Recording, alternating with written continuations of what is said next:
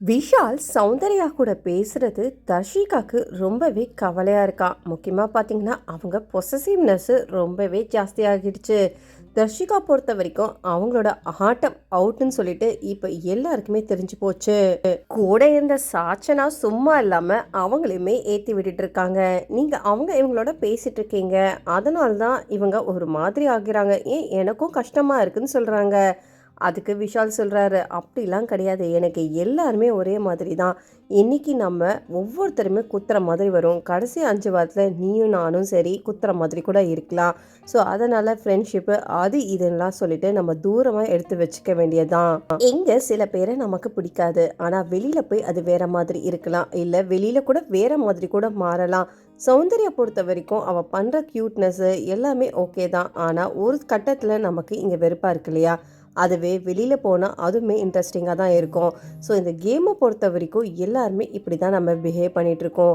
அதுக்கப்புறம் அன்ஷிதா பற்றி பேசுகிறாங்க. அன்ஷிதாவுக்கு என்னை பார்த்தாலே பிடிக்கல போல இருக்குது, ஒவ்வொரு தடவையுமே ஒரு மாதிரி பண்ணிகிட்ருக்கா. அதுக்கு விஷால் சொல்கிறாரு, நான் அவகிட்ட ஒரு சீக்ரெட்டான விஷயத்த சொன்னேன், அது போய் எல்லார்கிட்டேயும் போய் சொல்லிட்டா. ஸோ சொல்கிறதெல்லாம் எனக்கு ஒரு மாதிரி தான் இருந்தது, சரி ஓகே சொல்லிட்டாலேன்னு சொல்லிட்டு. அதுக்கு தர்ஷிகா சொல்கிறாங்க, அவளோட பேசுகிறது குத்துற மாதிரி இருக்குது. அதுக்கு இவர் என்ன சொல்கிறான்னா, குத்துற மாதிரிலாம் இல்லை, அவளோட வே ஆஃப் டாக்கிங் கூட அப்படி இருக்கலாம், ஏன்னா அவளோட மொழியே வேற, அவளுக்கு பேச வரதே அந்த மாதிரி தான் பேசுகிறா, நான் அதை புரிஞ்சுக்கிட்டேன். சாச்சனா இன்னொன்னும் சொல்லிட்டு இருக்காங்க. அவங்க பொறுத்த வரைக்கும் ஜெஃப்ரி இன்னைக்கு வேணுன்றே வந்து குத்திட்டானா. டே, நேற்று வரைக்கும் உங்ககிட்ட நல்லா தானே பேசிட்டு இருந்தேன், எனக்கு குத்துறதெல்லாம் ஒரு வாரம் ரெஸ்ட் கொடுங்கன்னு சொன்னேன், அதுக்கு ஏற்ற மாதிரி கேட்டுட்டு மறுபடியும் இன்னைக்கு குத்திட்டான்.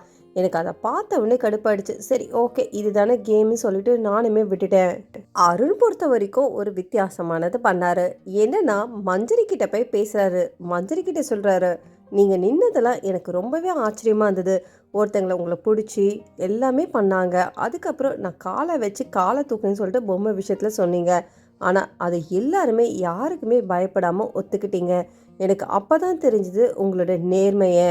மஞ்சரி பொறுத்த வரைக்கும் ஸ்ட்ரெயிட் ஃபார்வர்டாக பேசுகிறதுனால வீட்டில் இருக்கிறவங்க எல்லாருமே அவங்க கிட்ட போகிறதுக்கு கொஞ்சம் யோசிக்கிறாங்க.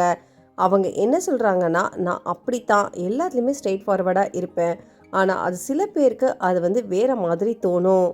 இதெல்லாம் கேட்டுட்டு சாச்சனா மறுபடியும் உள்ளே போய் அங்கங்கே யாரெல்லாம் என்ன பேசுகிறாங்க கேட்டுட்டு இவங்ககிட்டயும் அதே மாதிரி பேசுகிறாங்க. மஞ்சரியை ஃபஸ்ட்டு 2 நாள் எனக்கு பிடிக்கல, ஆனால் இப்போ ஓகே தான். விஷால் சொல்கிறாரு, எனக்கு மஞ்சரியை பார்த்தாலே பயமாக இருக்குது, ஏன்னு என்னன்னே தெரியல, அவங்க கிட்ட போனாலே ஏதாவது சொல்லிடுவாங்கன்னு சொல்லிட்டு நான் தூரம் தூரம் போகிறேன். என்னை பொறுத்த வரைக்கும் ஒரு நல்ல என்டர்டெயின்மெண்ட் பேர் வாங்கினா போதும்.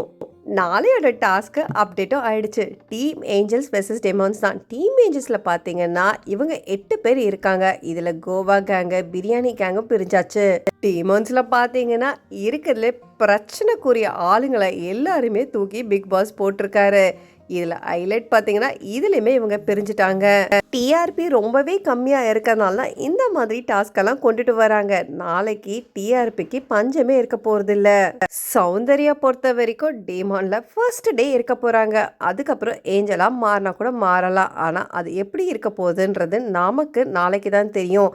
இந்த சமயத்தில் இப்போ பார்த்தீங்கன்னா இவங்களுமே நாமினேஷனில் வந்திருக்காங்க. பழக்கம் போல் இவங்க டாப் 2ல் தான் இருக்காங்க. இவங்களுக்கு நல்லாவே தெரிஞ்சு போச்சு, காம்படிஷன் வேறு யார் கூட கிடையாது, முத்துக்குமரன் கூட தான் சொல்லிட்டு.